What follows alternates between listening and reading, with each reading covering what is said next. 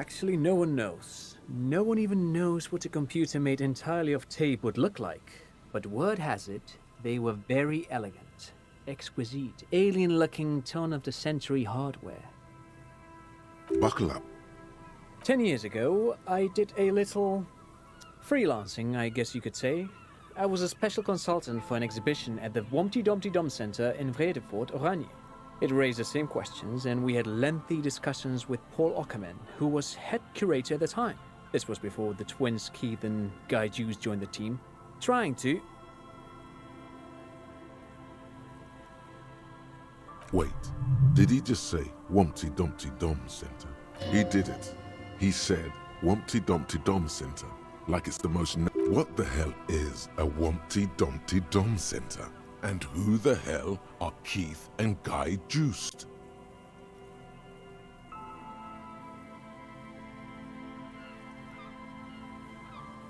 The Humpty Dumpty Dum Center for Contemporary Art.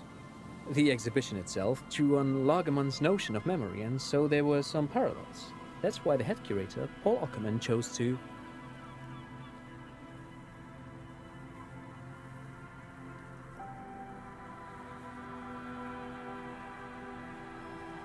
In fact, I'm not.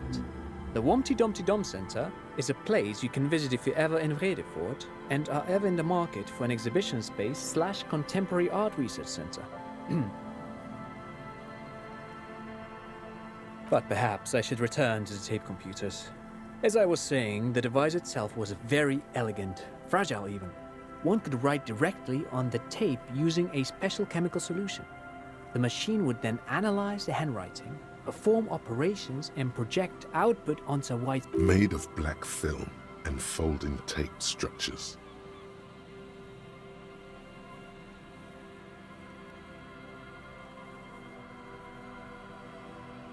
Even one would be very useful.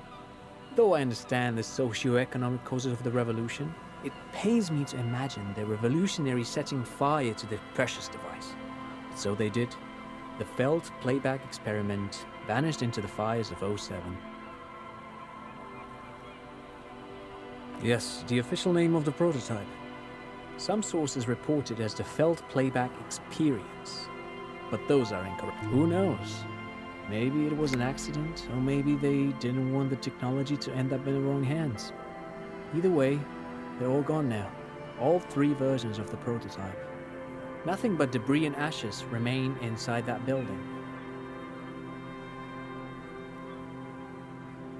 But of course, what else?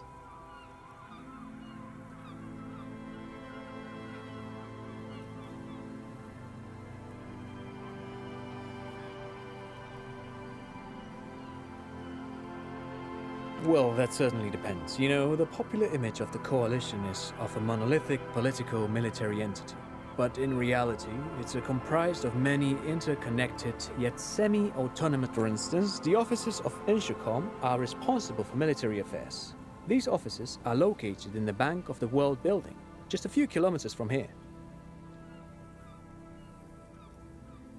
Well, then there's also the Provisional Commission, as well as the Institute for Revacholian Culture, with its architecturally significant headquarters in Le Jardin.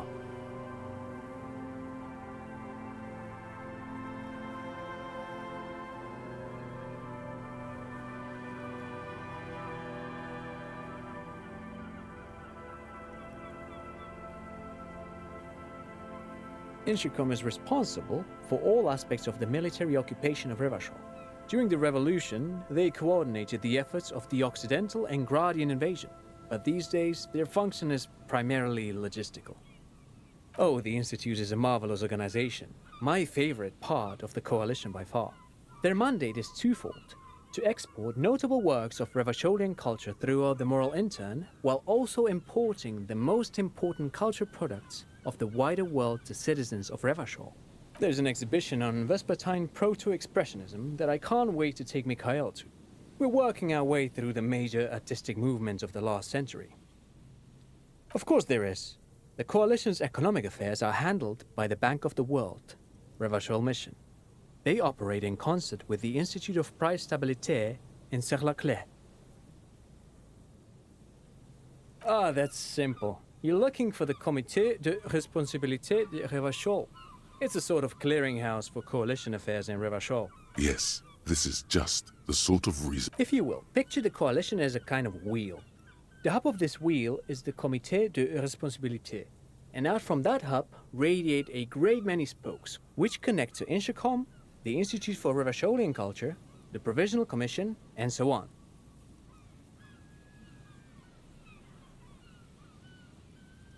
I have a long-standing interest in political systems.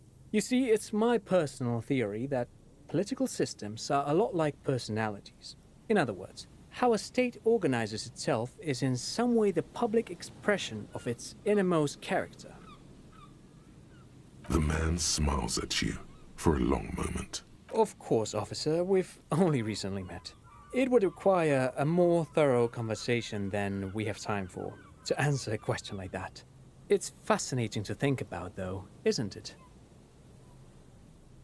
Well, now, that is rather complicated. You can write to the committee directly, but I understand that there's quite the backlog.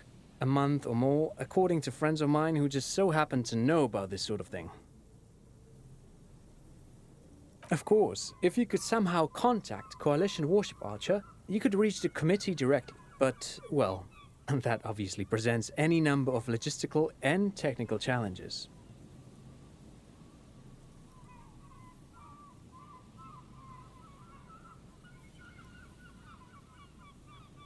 Why, officer, it's that gigantic aerostatic right over there. Have you really never noticed it before? You follow the man's gaze out toward the west. There, hanging some distance above the horizon, you can just make out a strange silhouette.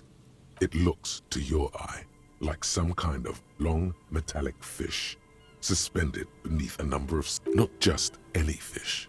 It moves like some ancient bottom feeder gliding over the ocean floor in search of prey.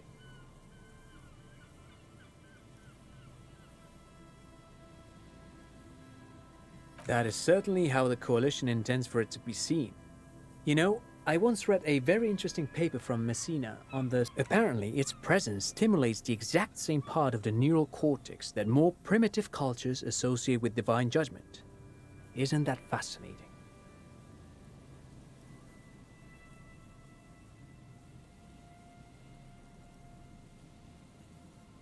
A very astute question. You see, in addition to its role as a military warship, the Archer is also responsible for coordinating all coalition communications and surveillance operations in Revachol.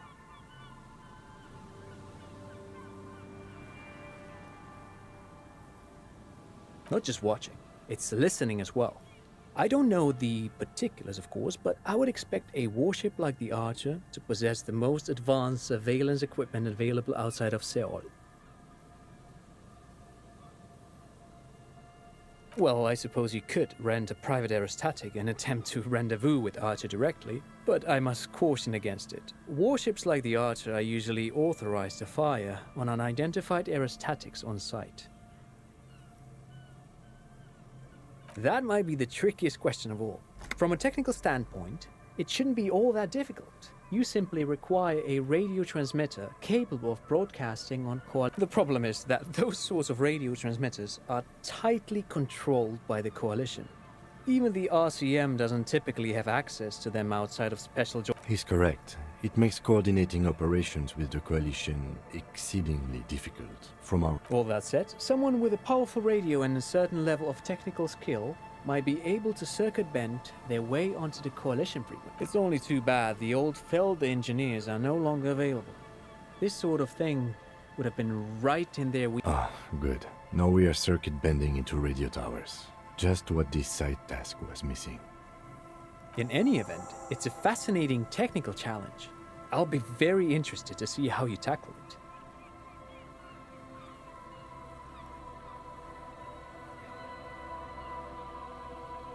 No, thanks to you for having me and little Mikhail here to pick your brain. A very interesting conversation indeed. Pick your brain? If anything, this was rather one-sided. He did the talking.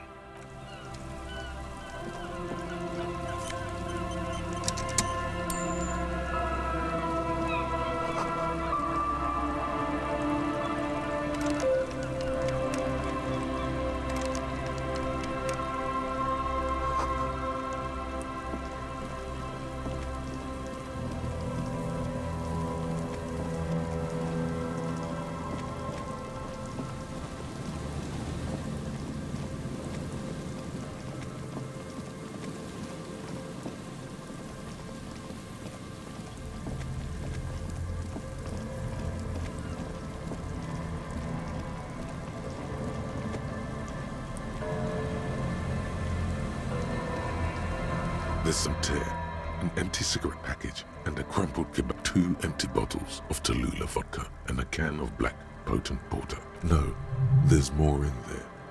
Livis strawberry liquor, plus some Pilsner bottles too. Better not pick. A tragedy. He shakes his head with genuine sadness. Whoever tossed it here was a heavy smoker. Red Astra is the black market version of Astra cigarettes, known for their high tar content. You see traces of mayonnaise and ketchup on it, as well as a tomato wedge. The wrapper reads, Shish Kebab Revachol. It's no older than a day or two. No mold yet. It's hard to concentrate in the smell. The sea air brings some relief. A man lies on the boardwalk, his limbs bent and neck turned at an unnatural angle. Right next to him is an empty bottle of spirits. In his cramped hand, a chewing gum. The smell is not as bad as a 2-week-old corpse, but it's definitely heading there. Hold on.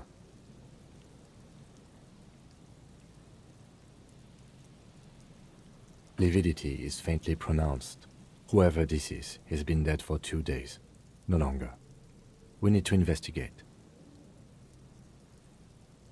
Another dead body. This is your job. Calm now. Carefully. Just another day. Just another dead body. Breathe. He's wearing mud-caked boots, beige trousers, and an old brown leather jacket with a bright blue lining. There are traces of kebab sauce on his chest. You find some sunflower seeds and a rain-soaked library card folded into 2. His jacket feels sodden and... Good. We should take a look at that library card after this is done. The man has fallen through a crack in the boardwalk and hit his head against the metal bench. Coagulated blood covers his black hair. One of his feet is still dangling through the hole. A bad fall. It might have been dark outside. This place is a minefield in the dark. His expression is dull, like the sea behind him. Drops of water shining on his mustache. His eyes, height 170 to 175 centimeters. Curly hair, stout. He was confused when he died. Confused and alone, most likely. Overcome with the awful surprise of it all. There's some dried blood on the metal bench, right where the corpse's head rests. The floorboards are rotten and slippery wet around the hole. An empty bottle lies nearby. A chewing gum wrapper. Be very, very careful where you step here.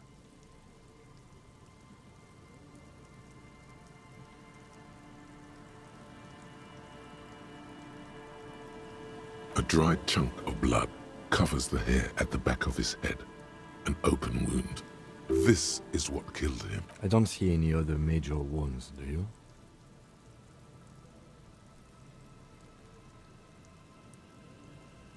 Seems like the head wound was fatal. It's exactly the shape of the bench. They screech under your feet ominously. It's hard to say whether the dead man's weight was the cause of the boardwalk to break. You see waves churning below. Something cracked. He could have easily disappeared into the sea through that hole, and you would have never found him. A .75 liter Tallulah vodka with its cap missing. Tear all around us.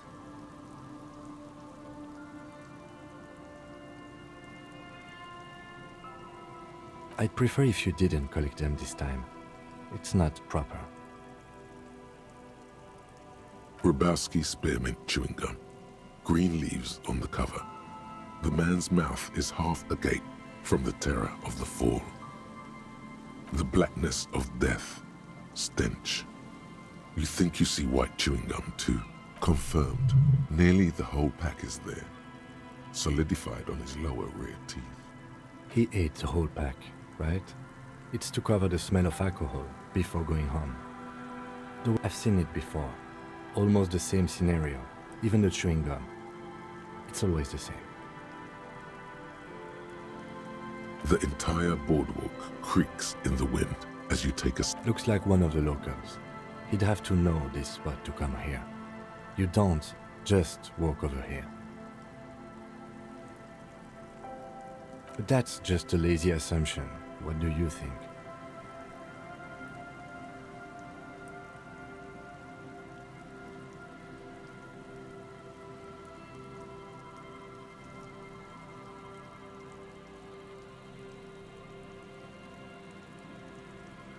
We do know that he was married.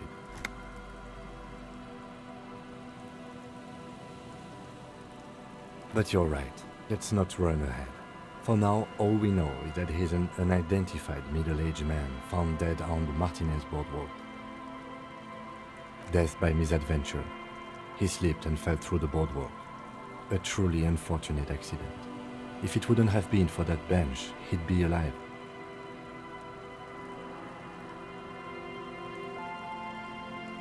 Oh yes. Some symptoms of acute alcohol poisoning could have definitely played a role here. Severe confusion, respiratory depression, unpredictable behavior. But I think that death arrived through head trauma, not liver failure. What about it? The deceased ate some kebab. It's probably from a nearby place, maybe in the box. Sometimes a kebab is just a kebab.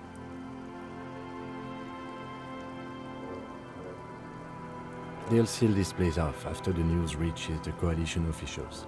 I doubt that they have enough resources to actually repair the... Not that sealing it off would keep anyone away. All it does is keep the city council's hands clean. No, I don't see anything that points in that direction. For now, let's treat this case as a simple, albeit sad, accident, and really... Agreed. If this somehow converges later, why not? But keep it simple for now. It does seem to be a pretty straightforward misadventure, although there's still a question of identifying the body. From where I stand, I can see two options.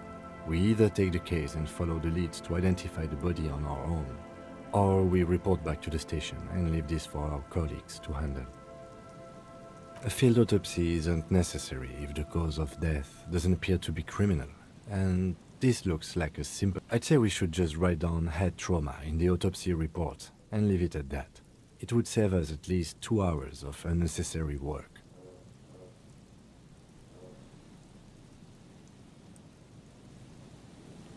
Maybe, but we don't really have much time or resources to spare. The guys at processing will take care of the rest.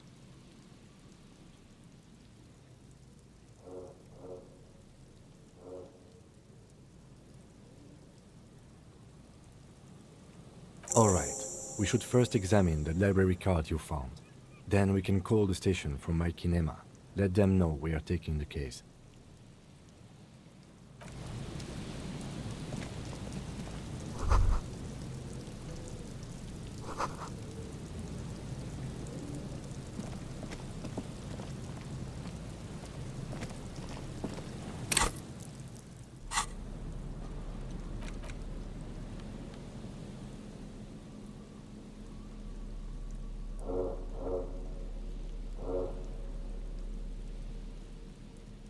The library card is folded into two and still slightly wet to the touch.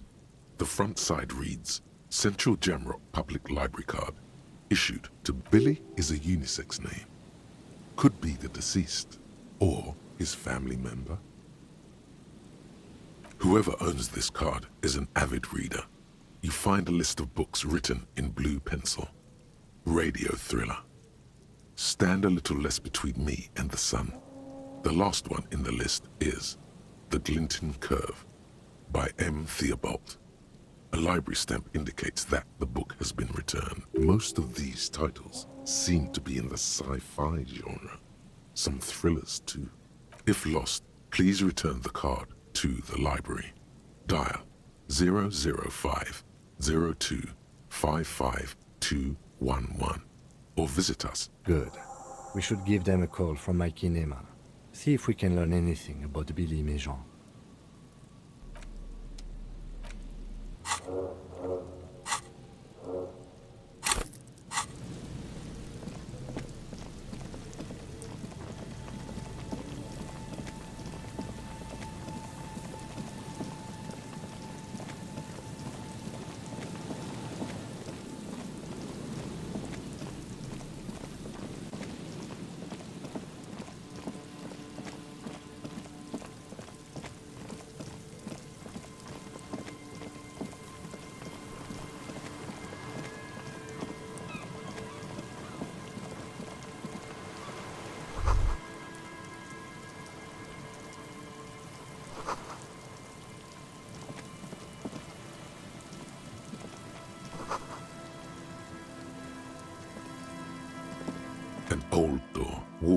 elements guards the depot.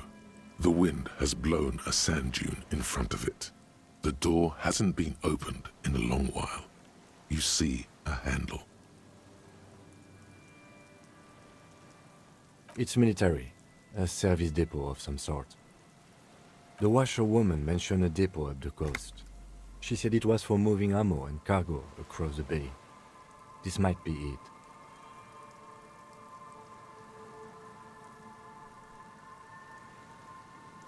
It may have been used to service an aerostatic battleship in the atmosphere, or a fortification, like a sea fort in the bay. An old door, worn by elements, guards the depot. The wind.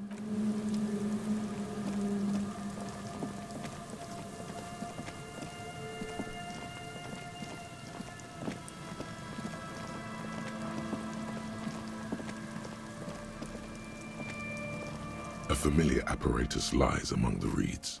Another one of The reeds shake sadly in the coastal breeze. Snow specks the stalks. Most of it The wind picks up here, near the Cape's end, surrounding the narrow strip of land from 3 cardinal directions. This trap is also full of panicked locusts.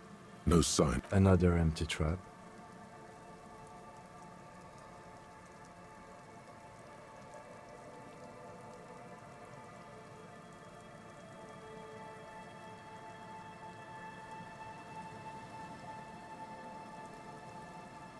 Always up for a good job.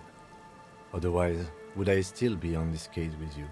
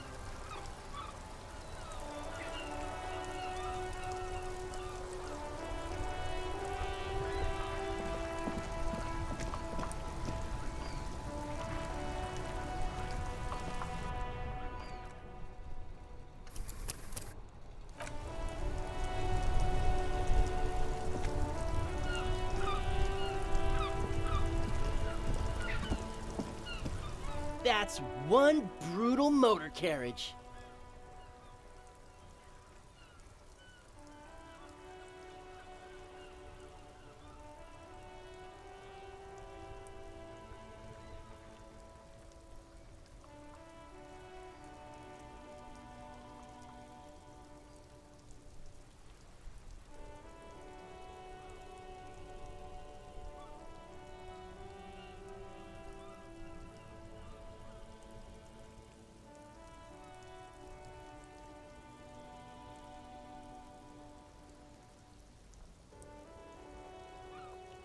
If I were a real skull now, I'd jack it, paint it in palm tree livery, then bottom light it, neon style.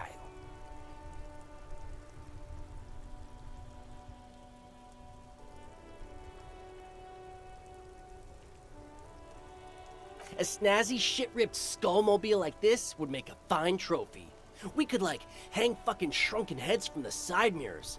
Cops' heads. Scary tribal shit.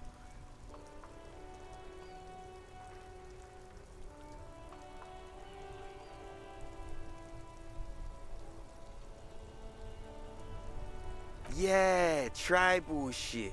A cop carriage like this would have proper skull value. While I appreciate the interest you take in my brutal motor carriage, I have to stop you right there. The RCM takes threats directed at its property seriously. It's just theoretical work, Copper. No basis in reality. Man, if we were certified skulls right now...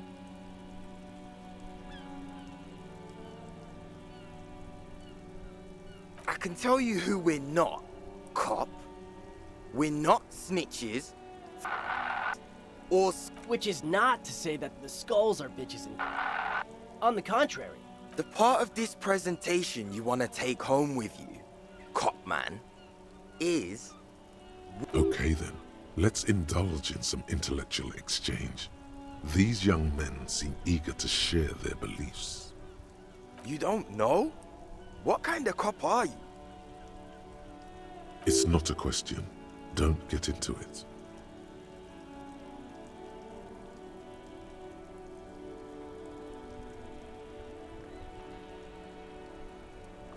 The Skulls are the most vicious gang of the Besmertne.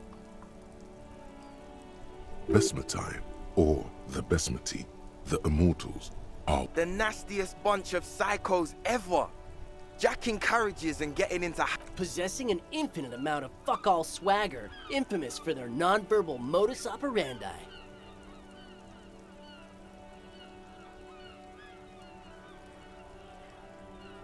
If a skull spots you, he will pull out his dagger and stab you without saying a word.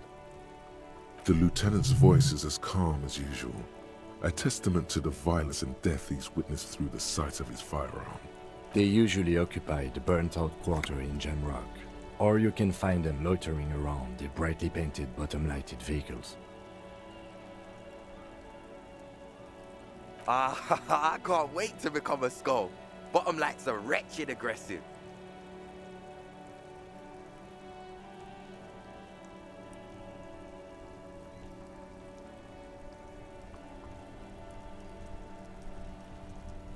Oh yeah, Cindy's a right proper skull.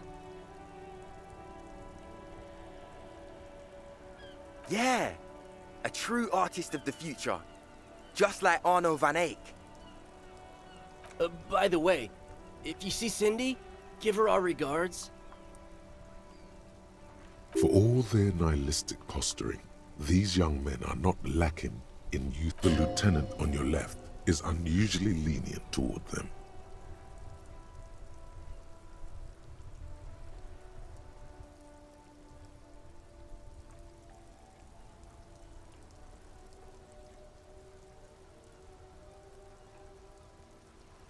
The Union does their share of policing in Martinez, at least where gangs are concerned. That's why there isn't much organized crime around here.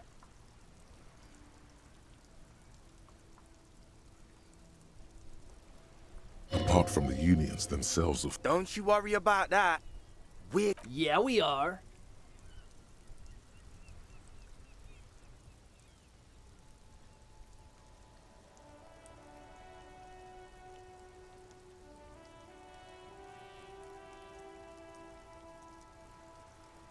Mm-hmm.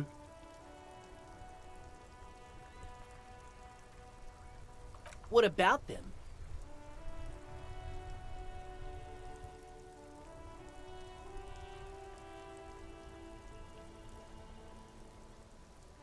Well, first off, it's a statement and not necessarily something that characterizes me as a person, even though the statement has character. And I do like piss. The word piss epitomizes the struggle taking place in the world. Things being defined as they seem, not as they are. And, I guess, it's also about communal spirit, the future, and truly appreciating our differences. Also, you've got to admit, it catches the eye. And since the Grand Piper is slowly but steadily moving towards basing the economy on it, attention, it is imperative that the medium itself convey the message. What I mean by this is, we are all piss and that the world is inherently meaningless. It seems that the young man has a certain expertise in at least one field, even if it's rather narrow.